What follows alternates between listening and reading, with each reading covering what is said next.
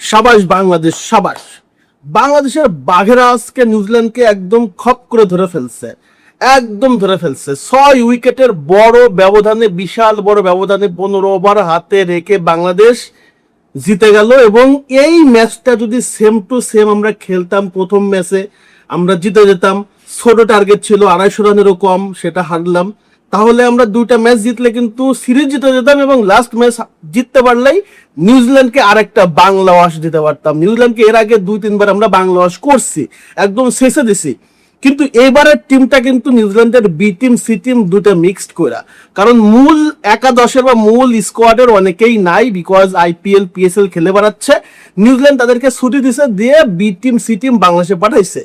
এবং এই ম্যাচে যদি আজকে আমরা আসলে যেভাবে খেললাম, বিশেষ করে সেম টু সেম ম্যাচটা যদি প্রথম ম্যাচে খেলতাম, আমরা হারাইতাম এবং আমরা হোয়াইট করতে পারতাম এবং নিউজিল্যান্ডের বি টিমকে হোয়াইট করাটা আমাদের জন্য ভালো হতো। একটা কথা থাকে না যে আসলে বি টিম আইসেও তাদেরকে আমরা হারাইতে পারলাম না, বিষয়টা ইজ্জতের সাথে যায় না। তো যাই হোক, আজকের ম্যাচ নিয়ে কথা বলি। আজকের ম্যাচের ম্যাচ সেরা নাহিদ রানা।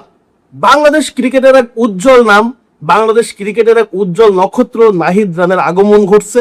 তার বোলিং তোপে একদম নিউজিল্যান্ডের ব্যাটিং লাইন আপ কুপকাট। আজকে 5 উইকেট পাইছে নাহিদ রানার, মনে হয় আজকে ডাবল 5, অর্থাৎ এর আগে একটা 5 উইকেট পাইছিল নাহিদ রানা। ফ্যান্টাস্টিক বল করছে। শরীফুল 2 উইকেট পাইছে, আর বাকি সৌম্য সরকার একটা, রেশাদ একটা, আর একটা মনে হয় তাসকিন আহমেদ একটা করে উইকেট পাইছে। নিউজিল্যান্ড 198 রানের প্যাকেট।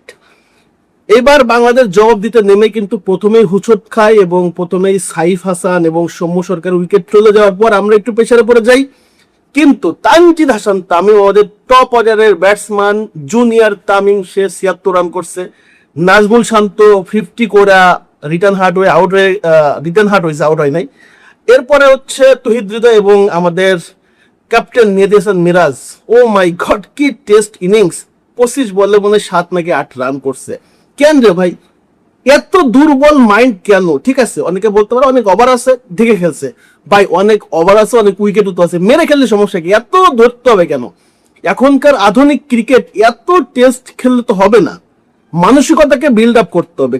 ক্রিকেটের যে ফিলোসফি, আপনার কাছে ওভার আছে, উইকেট আছে, আপনি কেন মারবেন না? কেন দেখে খেলবেন?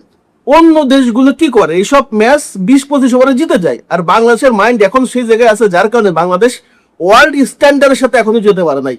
ভারত হলে এই ম্যাচটা আজকে 21-22 ওভারে জিতে যেত, টি-20 খেলতো। কিন্তু আমাদের বাংলাদেশ, ওই যে বাংলাদেশ তো বাংলাদেশই, পরিবর্তন হবে না, পরিবর্তন হওয়ার সুযোগও নাই। তো যাই হোক, আমাদের বাংলাদেশের দামাল ছেলেরা ম্যাচ জিতছে ফাইনালি। 6 উইকেটে নিউজিল্যান্ডকে হারাই দিছে। এই ম্যাচটার কৃতিত্ব অবশ্যই ব্যাটসম্যান হিসেবে তামিমকে দিতে হবে, শান্তকে দিতে হবে। দারুণ একটা পার্টনারশিপ করছে 120 রানের।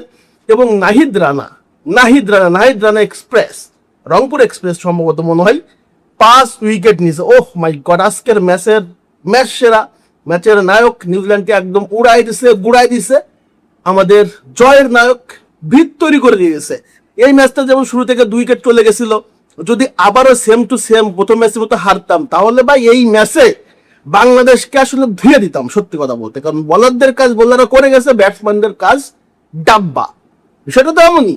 তো ফাইনালি ম্যাচটা জিতছে, স্যালুট বাংলাদেশকে। 2-0 হতে পারতো, সেখানে 1-1 লাস্ট ম্যাচটা ফাইনাল। ওটা জিতলে যারা জিতবে তারাই সিরিজ, বাট প্রথম ম্যাচ জিতলে আমরা কিন্তু সিরিজটা করে ফেলতে পারতাম। ওভারঅল মিলে তামিম ইকবালের এই যে বিসিবির প্রধান দায়িত্ব নিয়ে প্রথম ম্যাচ জয়, অবশ্যই কনগ্রাচুলেশন তামিম ইকবাল। এবং তামিম ইকবাল গং, স্যালুট বস। দারুণ একটা ম্যাচ সুপার দেওয়ার জন্য এবং নিউজিল্যান্ডকে একদম দেওয়ার জন্য। এই ম্যাচ নিয়ে আপনাদের মতামত কি? এবং এই ম্যাচটা মেহেদী হাসান মিরাজের এই যে কলঙ্কিত ব্যাটিং, এটা নিয়ে আপনাদের মতামতকে অবশ্যই কমেন্টস করবেন। ধন্যবাদ সবাইকে।